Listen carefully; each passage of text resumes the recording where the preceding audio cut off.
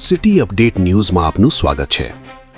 સુરતના Dindoli police station વિસ્તારમાંથી ચોરી થયેલી સુઝુકી એક્સેસ મોપેડ કિંમત ₹70,000 પોલીસ દ્વારા શોધી કાઢવામાં આવી છે। ડિંડોલી પોલીસની સર્વેલન્સ ટીમે બાતમીના આધારે બે આરોપીઓ અરબાઝ બસીર શેખ અને શહેજાદ વહાબુદ્દીન કાઝીને ઝડપી પાડ્યા છે।